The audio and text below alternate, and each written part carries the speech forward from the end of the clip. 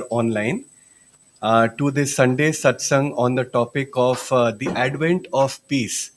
And since it's the month of December, I'm sure many of us can already feel that festive spirit, the vibrations in the atmosphere. I'm sure many of you could feel it when you came into the center, thanks to the beautiful altar that we have today. So December is usually the time when many of us take out time, spend a lot of time with friends and family. And as yogis, December is also the time when we try to withdraw from all the outward duties and responsibilities as much as possible to meditate and spend more time with God. So, on that theme, let's spend some time today to understand what the true meaning of peace really is and what is the message that Christ has left for all of us. So, as always, we will first begin with a chant.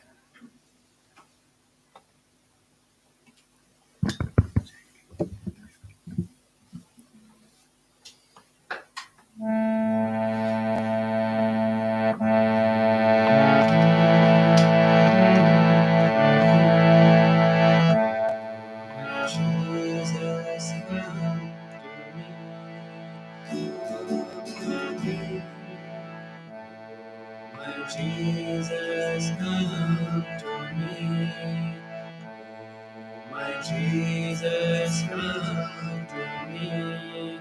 Come to me, oh, come to me. Come to me, oh, come to me.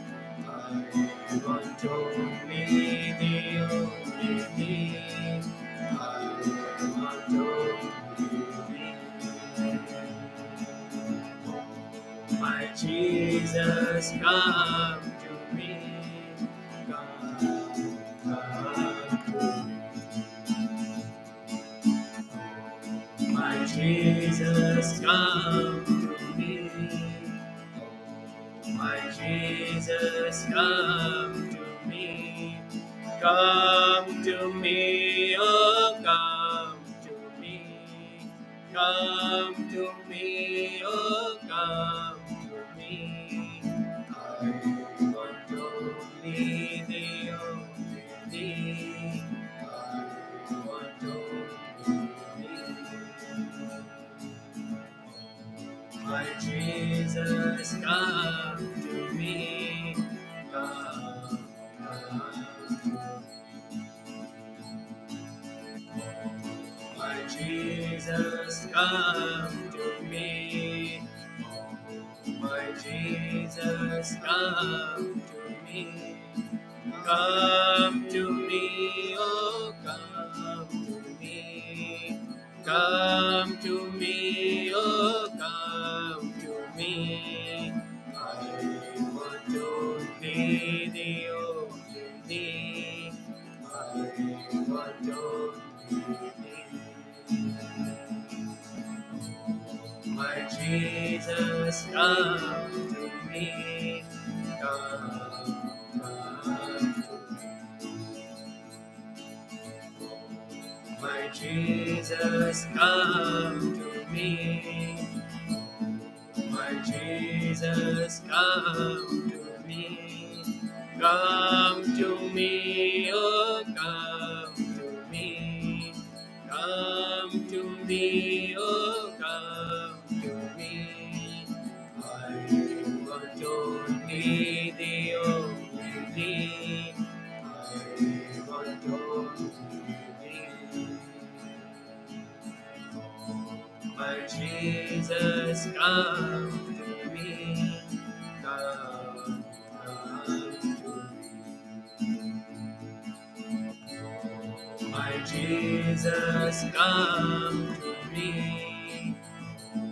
My Jesus, come to me. Come to me, oh, come to me. Come to me, oh, come to me. I want only thee, only thee. I want only thee. My Jesus, come to me. Come,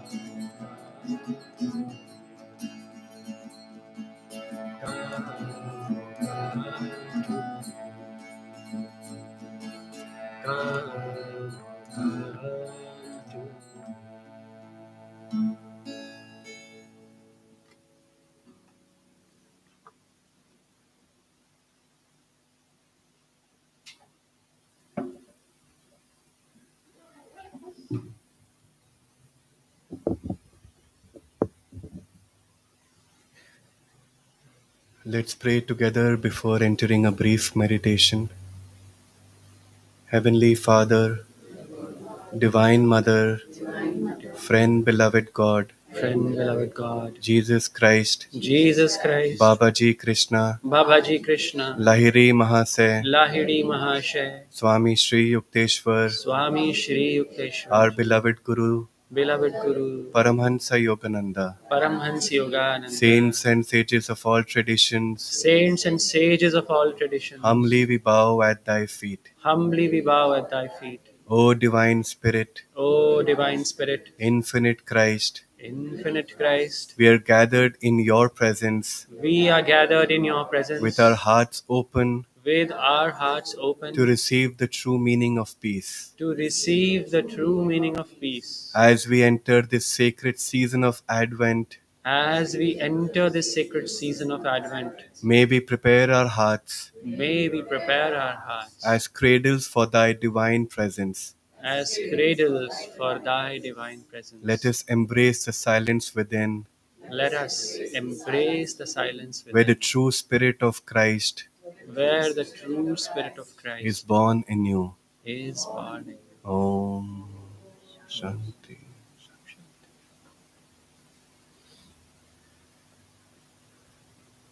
Let's just meditate for a few minutes, feeling that silence within.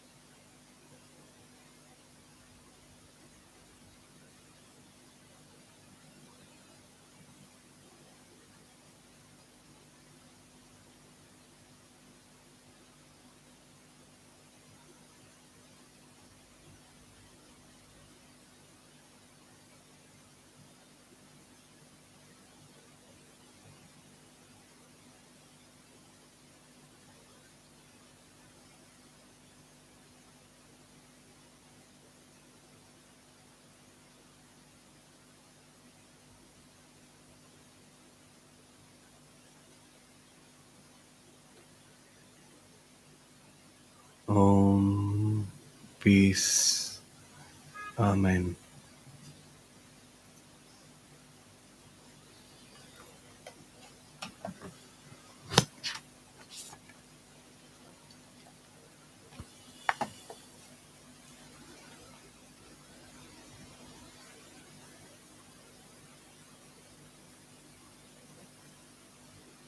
With a calm mind,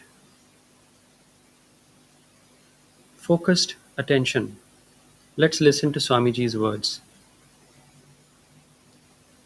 Peace of mind is the result not of money in the bank, but of prayer and meditation.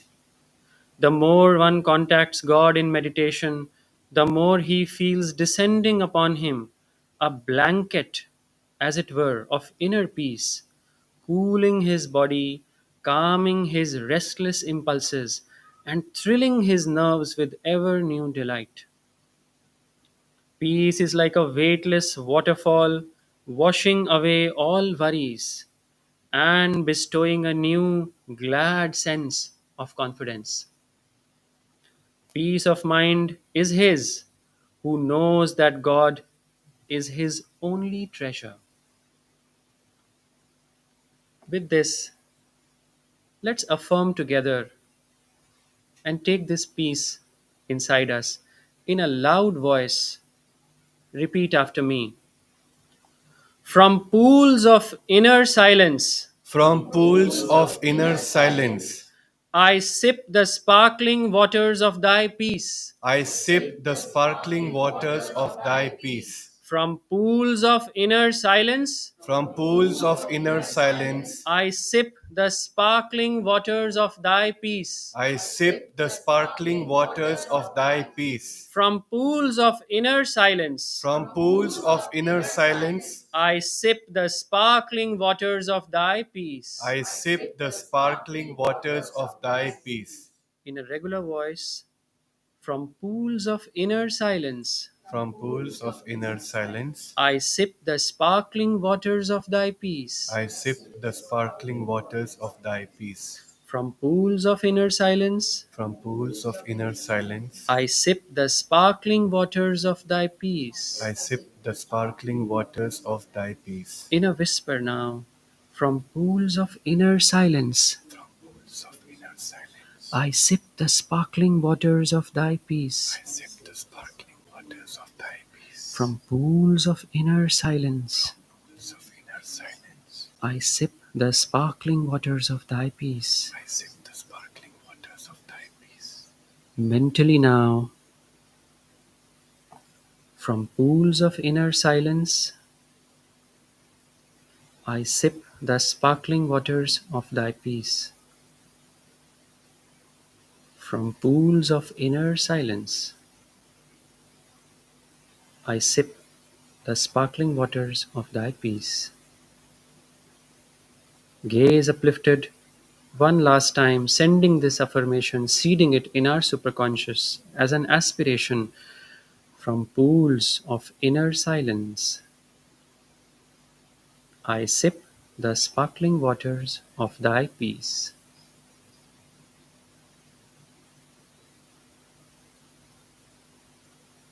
Mentally we pray, all that I own is thine, Lord. Help me to know thee as the river of peace, running silently beneath the sands of my life's experiences. Oh,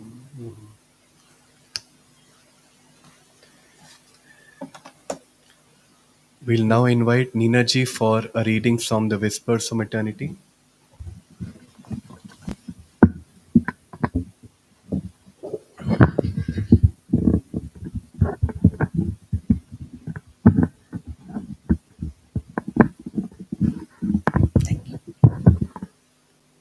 Jai Guru, good morning, everyone. Let all rest in the shade of my peace. The breeze of thy love blots through me, O Father. Leaves on my tree of life tremble gently in response to thy coming. My soul blossoms have begun to awaken. The rustling murmur of my thought leaves whispering in the ether, calls to all matter weary, begins to come rest in the shade of my peace. received from thee. Jai Guru.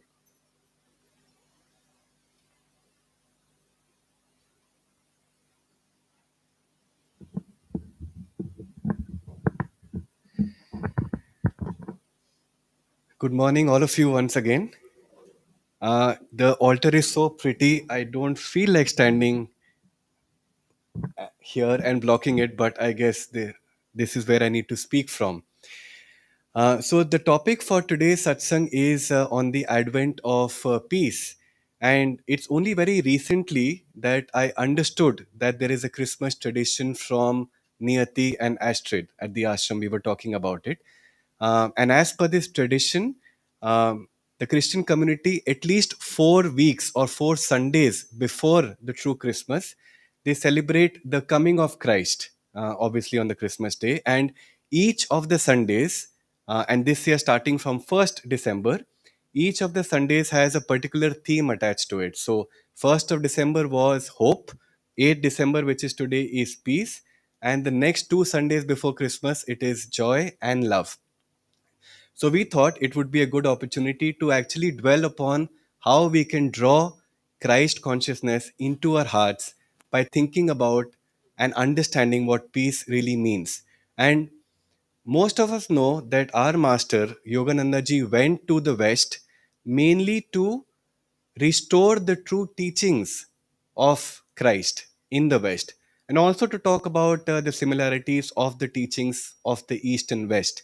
So, what were the true teachings of Christ really? One thing that Christ said again and again is that the keys to the kingdom of heaven lies within us. And that is the essence of the Hindu tradition of Sanatan Dharma itself. And Master said that Christ did not come to earth to show us how great he was. He came to earth to show us how great each one of us are in our own inner potential to transcend our limited egoic self and become this vast ocean of cosmic consciousness.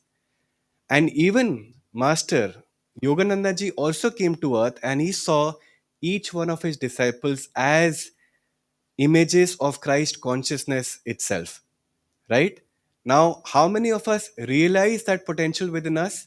That's the difficult part, even though the masters always saw that potential in each one of us, right? Now, what is important is when we think about our capacity, what they saw in us was our capacity to commune with God. Now, for most of us, it is a bit inconceivable, sorry, to think about God in a form that we can really concentrate on and commune with, right? But luckily, as per our teachings, we know that there are 8 aspects of God through which it manifests itself in this world. And peace is one of those aspects of God, which means that in our meditation, in our yoga practices, if we are able to commune with peace, we are actually communing with God Himself. So let's understand what could be the meaning of peace itself, since we are talking so much about it. Now, one very common online definition of peace is a period of time in which there is no war or conflict or violence in any particular country or area. Now, I found this very interesting because sometimes for us to understand anything, peace, for instance, it's important for us to first experience and understand its opposite quality, unfortunately.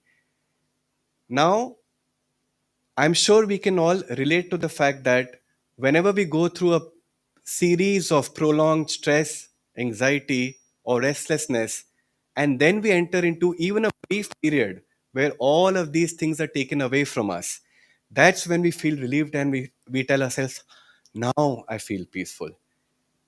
If some of us were fortunate enough to be in a constant state of calm, tranquil bliss, I wonder how many of us would really appreciate and even understand that what we are experiencing is peace in the absence of those momentary stresses and anxieties that plague our life for most of the time.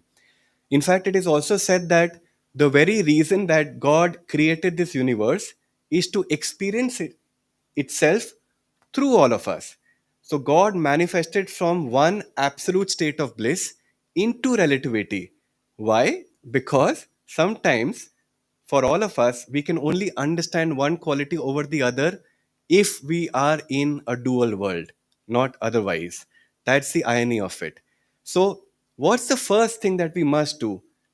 First things first, we must accept everything that comes to us as a way of our own highest good being sent to us by God Himself.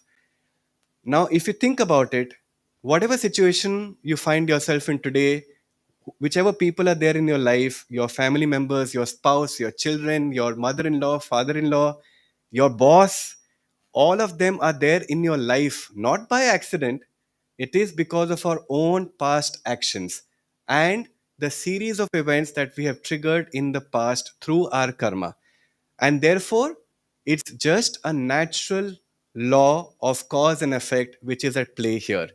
There is very little that we can do about it except to really embrace it and then take the next step. Sister Gyan Mata, as you know, one of Yogananda ji's most advanced disciples, her best prayer was, God, do not change any circumstance, change me.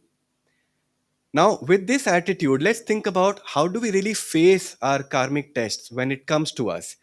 And there is this beautiful serenity prayer, which is very popular and used by millions of people worldwide. It goes as follows: God, give me the serenity to accept those things which I cannot change, the courage to change those things which I can, and the wisdom to know the difference. So let's think about what are those situations which are completely beyond our control that we cannot change, which causes so much restlessness and absence of peace in our heart. Any situation, when we were in pandemic during COVID times, really much beyond our control except to help each other out. The weather, the traffic situations, these are things that we really cannot do much about. And the only solution, therefore, is to surrender and leave it to God. Because what did Yogananda ji say? He said that it is God's world, not ours. He who has created billions of universes and galaxies. How naive would it be for us to think that He does not know how to run the world and He does not know what is going on? So, our part in that whole process is quite limited to basically try and share the vibrations of peace, and also, very important, while we are surrendering, it's important that we remain non attached. Because if in the process of surrender we are becoming very attached, what happens is we will not be able to find peace. It is incorrect when we say, God, please take care of all these problems, please fulfill my desires, please help me to resolve this situation. No, that is not the true spirit of surrender. The true spirit of surrender is when we accept that whatever God is going to do with this situation is for my own highest good. Because if we continue to surrender, being completely attached, and I hope, yes, I'm leaving everything to you, but I'm hoping that you take care of my illness, and I'm hoping that you help me prosper in my business, the attachments come in again, the vrittis come in again, and that robs us of our peace. So that's the true meaning of surrender, doing things without attachment. Now, think about the whole hongsa process itself. How many of us, when we practice our Hong Saw, are really able to give in to the natural process of the incoming and the outgoing breath? How many of us are able to surrender to the most natural divine law of God, which is the breath? We can't stop the breath. All that we're expected to do is to surrender to the flow of breath. And if we cannot surrender to the flow of breath, how will we learn to deal with the ebbs and flows of life on which we don't have control? That is the reason why Hong Sau meditation is so important. Master said that the whole science of Kriya Yoga has four pillars to it. The pillar of Kriya Yoga technique itself, which brings us joy, the Om technique, which brings us the ability to commune with sound aspect of God, energization exercises, which is the power aspect of God, but it is Hong Saw, which helps us to commune with peace and experience peace. So, when we sit down for meditation next time, if we have not reached a state in our Hong Saw meditation where we feel that the breath has become the mind, and therefore the mind has become really calm, and the breath itself begins to automatically make the sound of Hong and Saw without us consciously chanting it, it's then and only then we would have really achieved a true state of inner peace. And Jyotishji gave this very interesting example of how, when troubles and worries hound us, we can just think of us as being a part of this flow of the river of life. When we just completely become part of that grace of God, that flow of the river of life, ultimately that river is going to go and merge with the ocean. If we are constantly complaining and whining about these things, we are just contracting into ourselves, into our limited egoic self once again. But surrendering to this flow of the river is going to help us expand our consciousness, become part of that ocean, and that is what will truly help us to experience that peace, joy, and divine light which we are all seeking. Now, what about those things that we know we can change? We've spoken enough about things that we don't have control over. But what if we know that there is a challenging situation that has come to us which we must deal with? Here also, our Guru has given us a very important prayer, and that is, I will reason, I will, and I will act. But guide thou my reason, will, and activity to the right thing in everything. So, whenever we are able to attune ourselves to the divine will and have faith that the direction in which masters are leading us is the right direction, and when we have that faith, yes, we will have to do our path, but our part will be supported a lot more by our gurus and masters. As you all know, on the spiritual path, 25% is our effort, 25% is the master's effort on our part, and 50% is the grace of God. So, that is the attitude with which we must also deal with situations which are in our control. Now, of course, there are so many other tools and techniques that all the great rishis have left for us in their teaching that we can practice. But there is one in particular which I want to talk about here and share, and that is the practice of seclusion. And December is a great time to practice it if you're able to get some time off from your work, especially post Christmas. Now, if you think about that definition of peace earlier, a period of time when there is absence of war or violence. So, seclusion is nothing but taking out that period of time. Now, it can be for a few weeks, it can be for a few days, or at least half a day, if nothing else, where we are completely cut off from all our outward activities and things and people, especially our cell phones. Keep all of those things and switch yourself off completely, right? What will happen after a few hours or maybe a day or two? The mind will completely give up.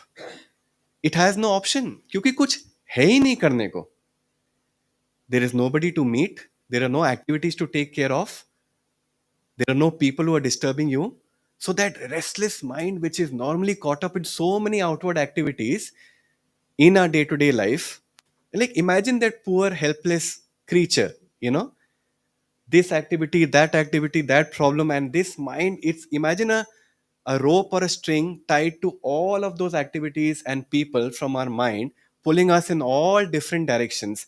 Of course there is going to be a lot of chaos and cacophony, and in seclusion we are just trying to break all those cords to which we are attached. And then, when the mind gives up, something beautiful begins to happen. All the howling wind, or even the pull of the gravity of all the senses, which normally create these ripples on the surface of the lake of our mind, all of those things completely cease. And then our mind, like a tranquil, absolute still, peaceful surface of the lake is able to really reflect the divine blessings. And what happens post that? When we sit down to meditate in that state of mind, it is only then that we are able to truly enter into complete absorption with that peace which we were earlier seeking to experience. And when we enter the state of complete absorption, that is when we become peace ourselves, and we are able to emanate that peace when we meet other people. And then and only then, my friends, we would have truly awakened or given birth to the Christ consciousness within us. Thank you.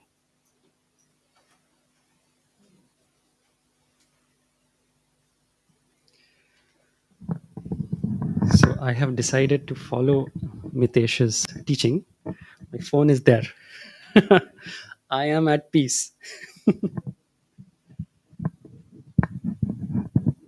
So the first thing which I was thinking is that what is peace, right? Uh, he said there is no war, there is no conflict, of course. So is peace stillness? Is it silence? But as we all know, silence can also be very tense, right? This can also be, the stillness before a storm comes, or the stillness in the jungle when a tiger is about to attack. So, peace is actually stillness, but nurturing, expanding, um, which gives us joy. Peace gives birth to real joy. Master and Swamiji have said that without peace, there can be no joy, there can be no happiness. So, that is the peace we're talking about. And we all know that lack of peace we feel in our hearts, right? And peace is when the heart feels at home. Now, whether it is you've done the day's work and now you're sitting aram se at home and you're feeling, all my duties are done, you're feeling at home, right? Or as even more deeply, as master has said, that when he takes us to our father's home, to that opalescent pool, in his poem God's Boatman, all desire quenching peace, all desire quenching. So peace is which quenches all our desires. Or contrary, when all our desires are gone, then is peace. So I think they go hand in hand. They work. Peace doesn't wait for all desires to go. Desires don't wait for peace to come before going. So they go hand in hand. um, but what happened? How did we lose our peace, right? I mean, we are taught that we started with some um, oneness with everything. In one of his passages from Whispers from Eternity, master has given us the answer. We were goldfish swimming happily in waters of peace when the bait of name, fame, and superficial friendship lured us. Some of us nibbled at the bait, others fled at sight. The wise ones, they fled at the sight. But alas, some swallowed the bait, the hook of worldly allure and deceptive sense pleasures, and were pulled onto the shores of satiety. People like us. They were fluttered with sadness, weakened by dry indifference, and expired finally, lacking the breath of thy inner satisfaction. So, this is what is happening to us.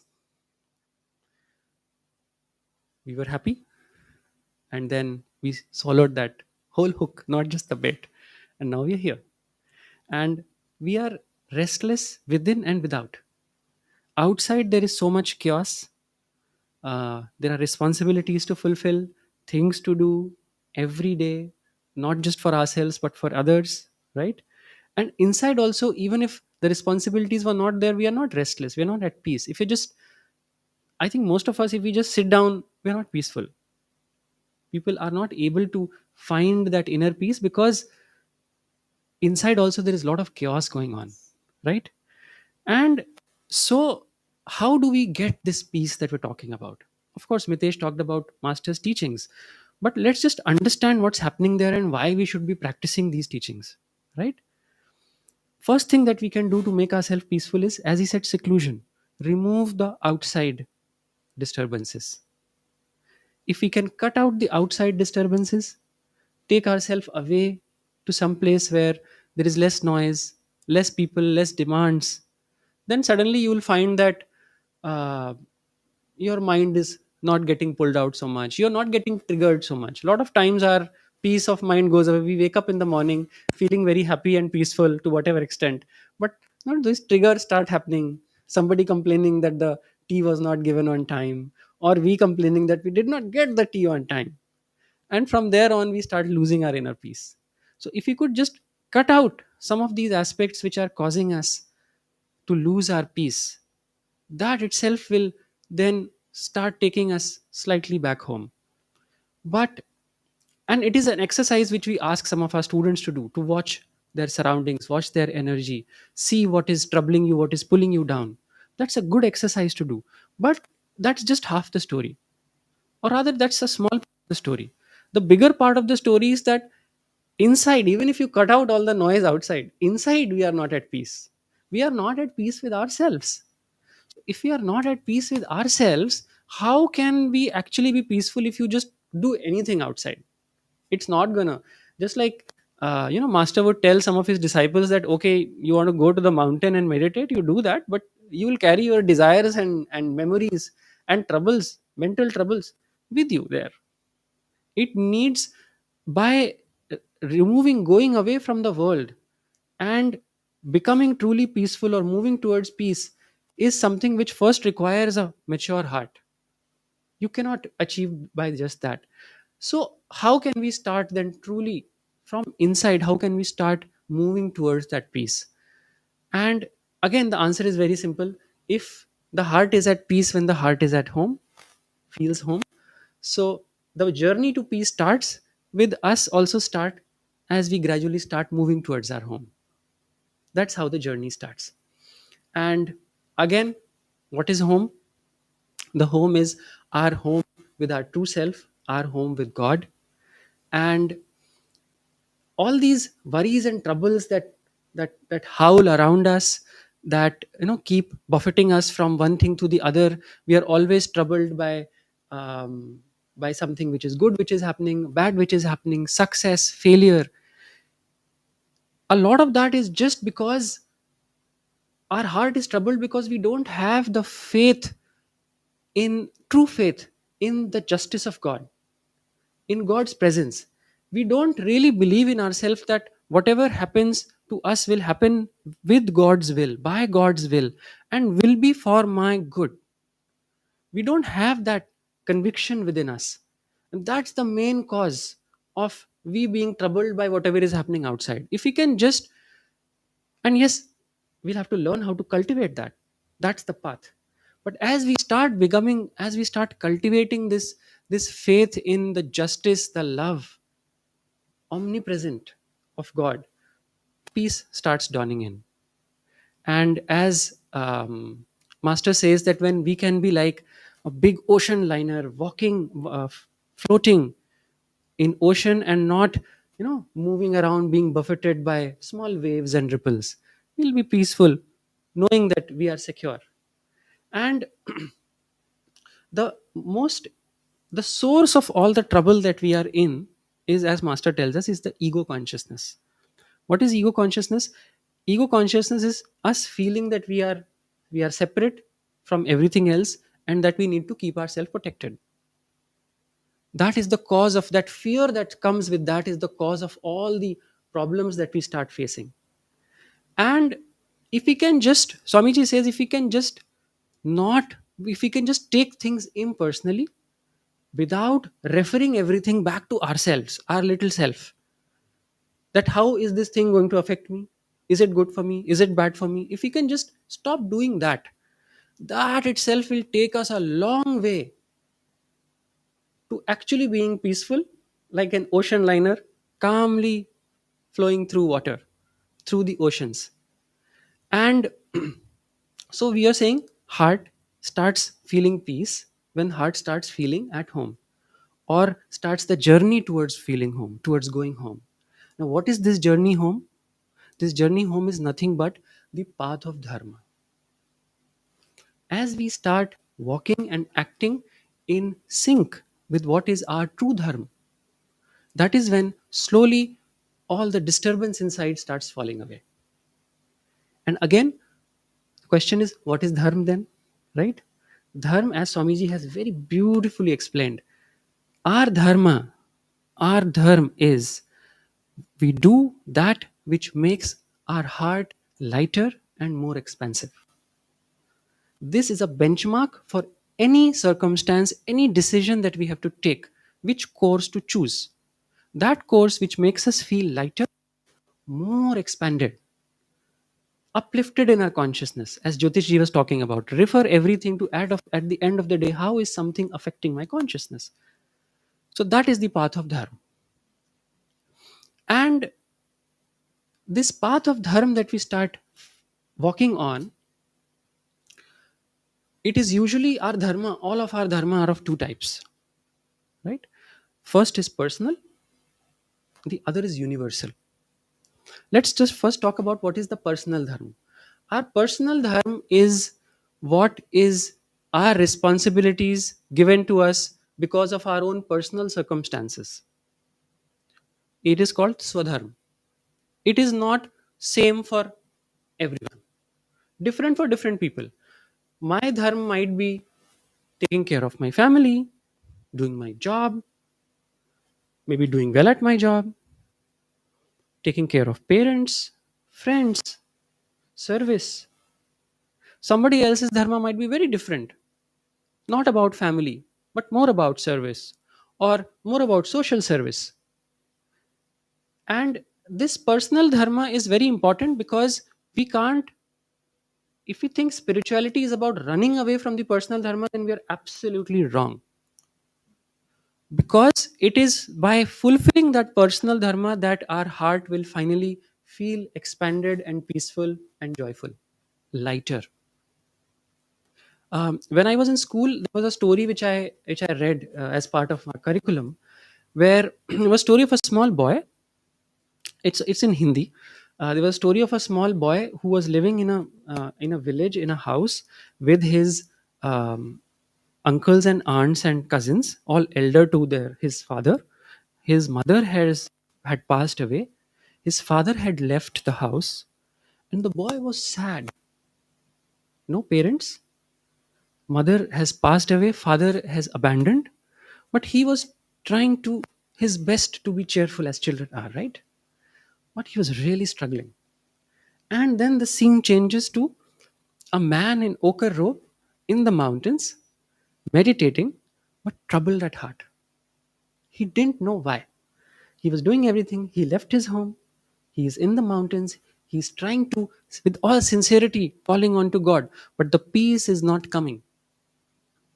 And finally, again, the scene changes to this house where the boy was sadly sitting in the courtyard and playing, and a monk walks in, ochre robe, and his uncles and aunts suddenly see him and they realize that he is that youngest brother who left, the father of this boy. And they told him, and this boy just couldn't believe it. And that man, he was full of smiles. After a long time in the mountains, he was full of smiles. He came, he hugged his boy, and he said, now I'm here.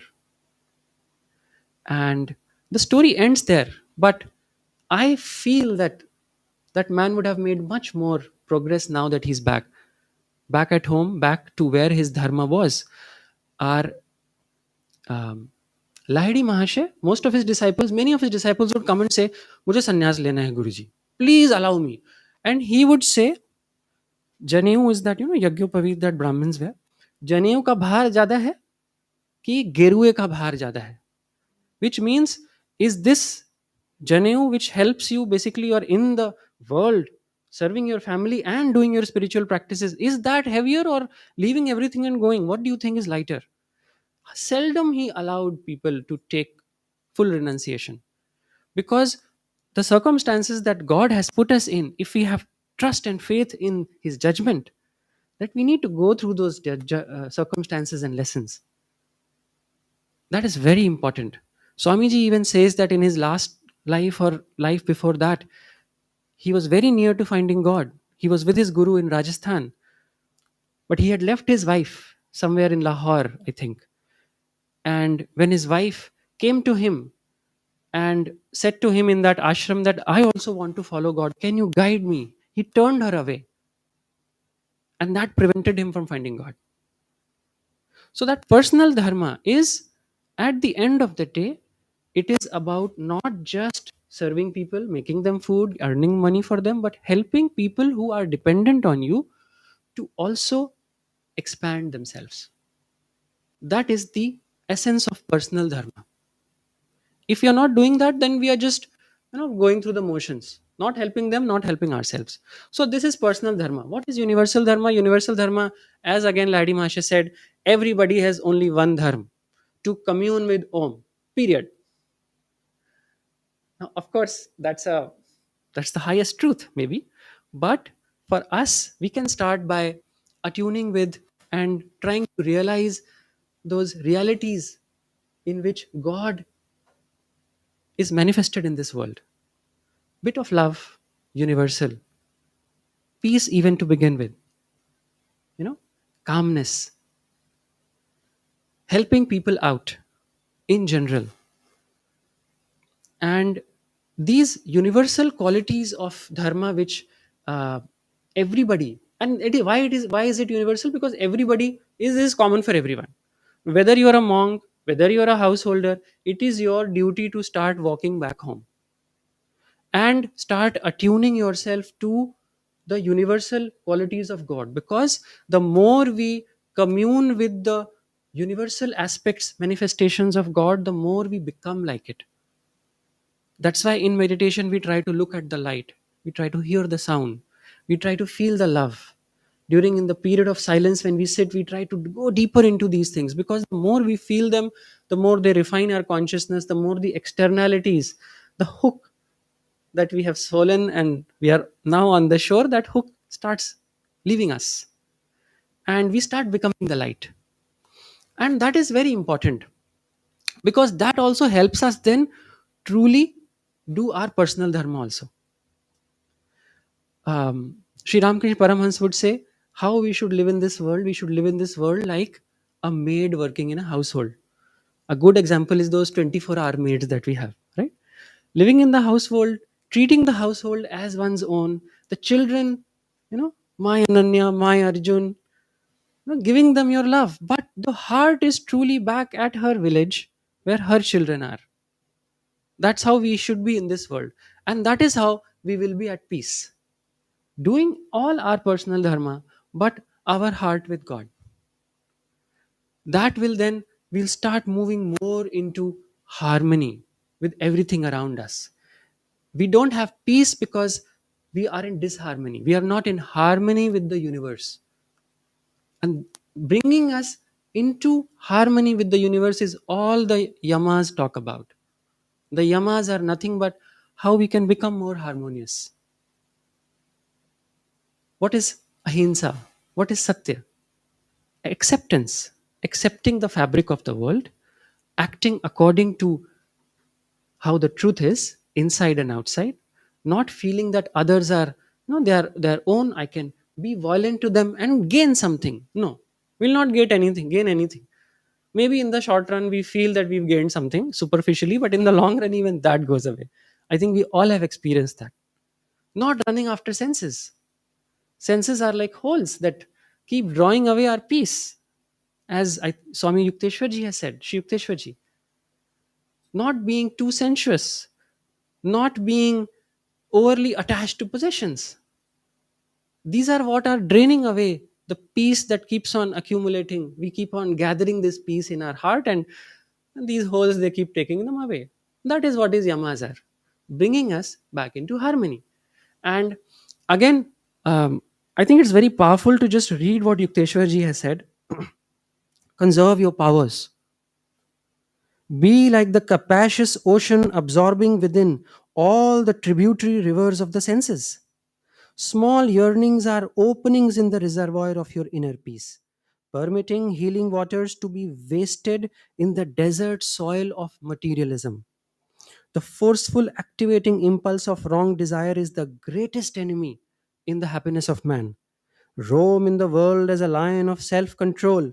See that the frogs of weakness do not kick you around. We need to live these teachings. Why? Of course, because our Guru has said, his Guru gave these teachings, but because they make sense. They make sense. And as we practice them, they make more and more sense. And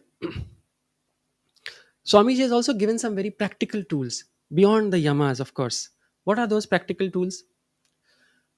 The practical tools are, if when you go out, first of all, try to keep yourself surrounded with an aura of peace mentally. Even if you can't find peace, if you've meditated, you feel some peace, keep an aura of that peace around all around you. Walk in that. That will help outside influences. You can't avoid outside influence. You can't be in seclusion all the time, right? So that will just avoid those outside influences in poking holes in your peace. Forgive people. Why? Because we also make mistakes. We expect God to forgive us. We pray for forgiveness. We'll have to start by forgiving others. Just because they are also children of God and God will also forgive them. They'll go through whatever their journeys are. So forgiving people. Small, small steps that we can take. Not holding ourselves to our possessions, not holding our possessions too tightly. Or rather not letting the possessions hold us too tightly. Right? Seeing ourselves as custodians. We buy a phone, we own it for some time, and then it goes away, right? Well, phone doesn't stay with us forever, at least not even this life, right? So at best we are just a custodian. So as a custodian, do your best to take care of whatever people, things, responsibilities that are there with us, but then know that they have come and they will go also, just like we've come and we will go. The only thing we'll take back is our consciousness. And master would say, if you see a sad face, sh- fire buckshots of of your smiles at that face. So Swamiji says, every day, smile at one stranger. Now, of course, it shouldn't get awkward. But if the smile is genuine, it doesn't get awkward. So smile, spread our smiles. Very simple ways in which we can keep increasing our peace. And of course, all this is powered by Guru's grace. Guru's teachings. Guru gives us the power to follow the teachings. That's the difference between a teacher and a guru. Teacher only gives teachings. Guru gives the teachings and also the power to follow those teachings. And just that presence, the more we can presence that attunement, that inner presence of the gurus, the more we will be able to follow these teachings, the more we'll be able to follow the path of dharma. As Mitesh said, I will reason, I will act, but guide thou my reason, will, and activity to the right course in everything. That is the Dwapar Yuga discipleship. More energy, not just weak surrender, active surrender, right? And when we do that, then automatically that peace, advent of peace starts happening inside us. And God also has assured us, Shri Krishna has assured us in Gita that if you just come to me, surrender, I will take you home. And from chapter 9, even he with the worst of karma, who ceaselessly meditates on me, quickly loses the effects of his past bad actions. Becoming a high souled being, he soon attains perennial peace. Arjuna, know this for certain: the devotee who puts his trust in me never perishes. And with that, with this promise of Sri Krishna, who also happens to be uh, there, so our connection is more personal, right? And with our gurus, let's just continue walking on the path of dharma. Small steps, but that is okay because progress is directional. And it ends, as Master says, this journey ends in endlessness. So let's not be worried about the end, only about the direction. And with that, what we will do is now we will try to experience this peace more deeply. Let's sit for 5 minutes or 10 minutes and we'll do a small meditation on peace and end with that.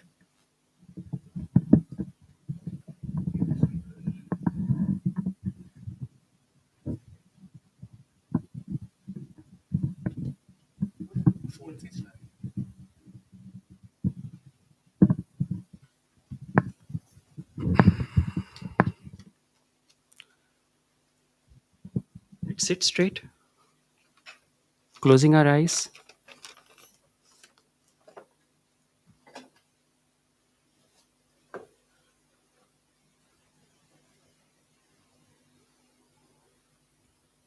Let's double breathe and pull our energies up.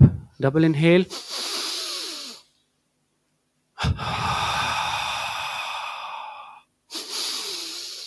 tensing the whole body, throwing away all restlessness,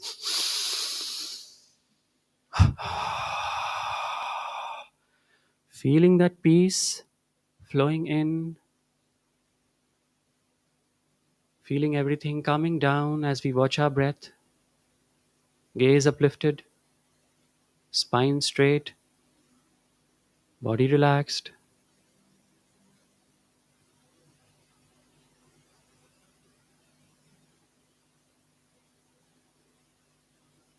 As we are focusing on our breath,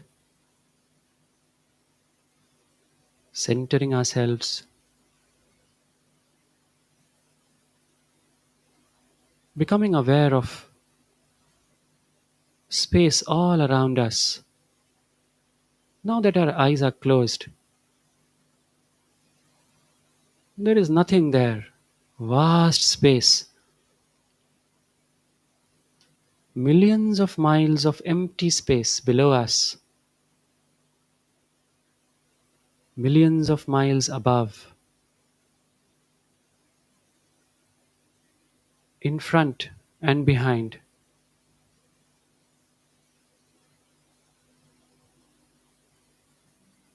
Everything is melting away.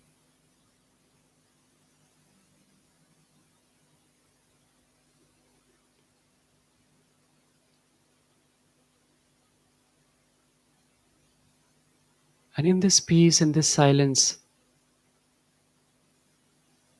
feeling that expansion of peace, visualizing in our heart these words of our Guru, Shri Paramhans Yogananda. Peace flows through my heart and blows through me as a zephyr. Peace fills me like a fragrance.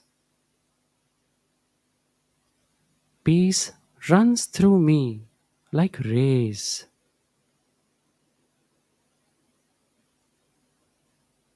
Peace stabs the heart of noise and worries. Peace burns through my disquietude. Peace, like a globe of fire, expands and fills my omnipresence. Peace, like an ocean, rolls on in all space. Peace, like red blood, vitalizes the veins of my thoughts. Peace, like a boundless aureole, encircles my body of infinity. Peace flames blow through the pores of my flesh and through all space. The perfume of peace flows over the gardens of blossoms. The wine of peace runs perpetually through the winepress of all hearts.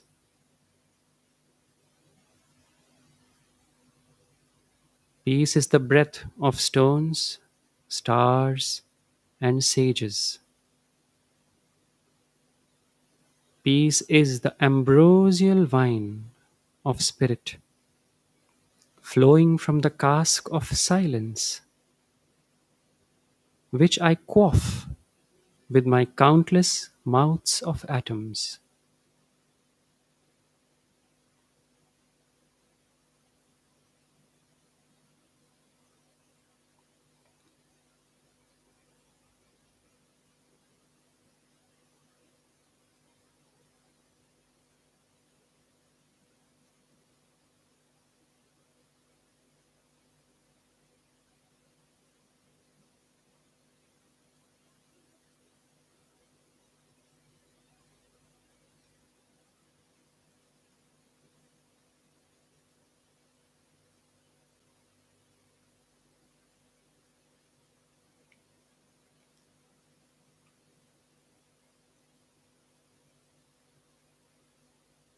We are surrounded by peace omnipresent, all around in all directions.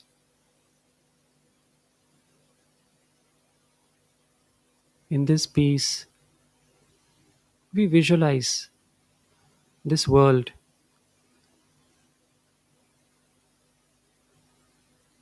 soaked in peace, in harmony.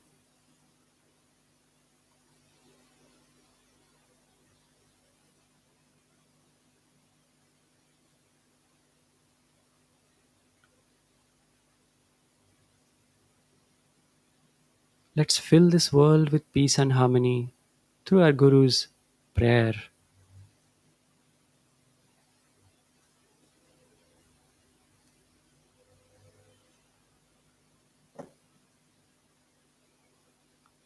Let's say this prayer out loud, visualizing this whole world filled and bathed in this cool peace, loving harmony. Let's say together, Lord, fill this world Fill this world with peace and harmony, peace and harmony. with peace and harmony, peace and harmony. Lord, fill this world Lord, fill this world with peace and harmony, peace and harmony. peace and harmony, peace and harmony. Lord, fill this world Lord, fill this world with peace and harmony, peace and harmony. peace and harmony, peace and harmony. Lord, fill this world Lord, fill this world with peace and harmony, peace and harmony. peace and harmony, peace and harmony. Lord, fill this world Lord, fill this world with peace and harmony, peace and harmony. with peace and harmony, peace and harmony. Lord, fill this world Lord, fill this world with peace and harmony, peace and harmony. with peace and harmony, peace and harmony. Lord, fill this world Lord, fill this world with peace and harmony, peace and harmony. with peace and harmony, peace and harmony. Lord, fill this world Lord, fill this world with peace and harmony, peace and harmony. with peace and harmony, peace and harmony. Lord, fill this world Lord, fill this world with peace and harmony, peace and harmony. with peace and harmony, peace and harmony. Lord, fill this world Lord, fill this world with peace and harmony, peace and harmony. with peace and harmony, peace and harmony. Now, taking this peace and harmony inside us, filling us, nurturing us, let's pray. Lord, fill me Lord, fill me with peace and harmony, peace and harmony. with peace and harmony, peace and harmony. Lord, fill me Lord, fill me with peace and harmony, peace and harmony. with peace and harmony, peace and harmony. Lord, fill me Lord, fill me with peace and harmony, peace and harmony. with peace and harmony, peace and harmony. Feeling ourselves filled with this peace, let's spread this peace even more to the whole world, rubbing our hands together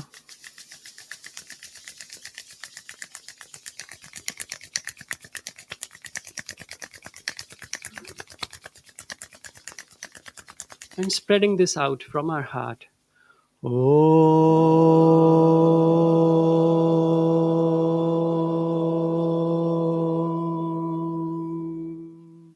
Om.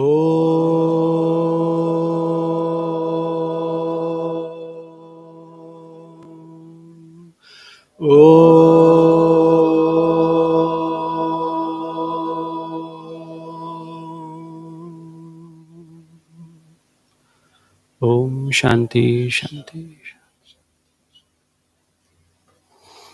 Thank you, and let's go out in peace. Jai Guru.